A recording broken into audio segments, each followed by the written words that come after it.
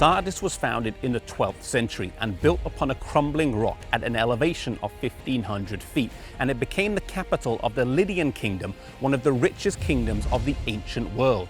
Coined money is reported to have been invented here. The almost perpendicular walls of the elevation on which the stronghold of the city was built made the inhabitants of the city overconfident and proud. During the reign of Croesus, one of the strongholds of the city was captured by Cyrus in 549 BC when one of his soldiers scaled the rock face at night and opened the gates to the Persians. He learned the secret route up after watching one of the guards, who had fallen asleep at his post of duty, go and retrieve his helmet that had fallen off his head.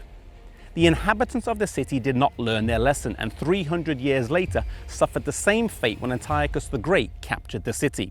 Carelessness, sleepiness, and overconfidence led the city to destruction. This area that was once the bustling center of the Lydian kingdom now lies barren and deserted. Sardis, the city that was once alive, is now dead. The church in Sardis begins with the message, "You have a name that you live, but you are dead." Like the city, the church in Sardis started with great promise, but quickly faded. No church or individual Christian can survive on past reputation, no matter how good this might have been. It was once stated that next to cowardice and treachery is overconfidence, leading to neglect and slothfulness. Let us be wary of overconfidence, for 1 Corinthians 10 verse 12 says, "Let him who thinks he stand take heed lest he fall."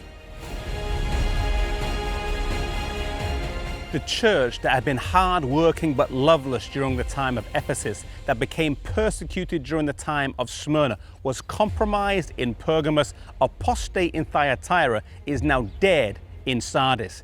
Historically, we take this time period to be the end of the Reformation and just after the end of the Reformation.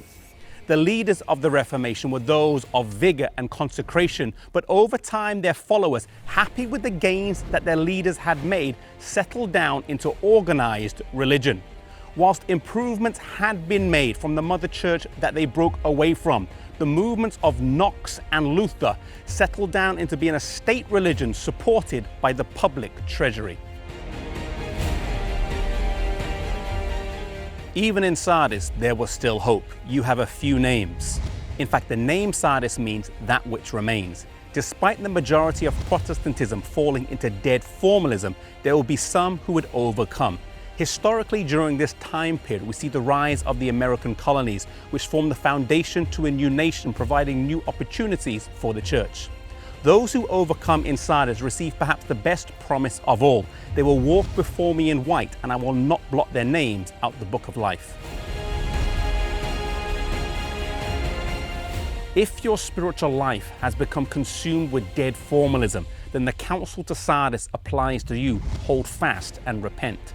Repent of a lifeless religion of forms, routine, and monotony, and pray for renewal.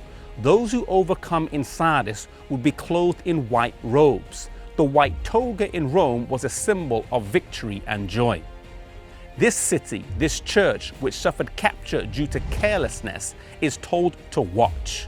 May we watch our spiritual condition, that we don't become overconfident, and keep a careful eye on our relationship and our walk with God.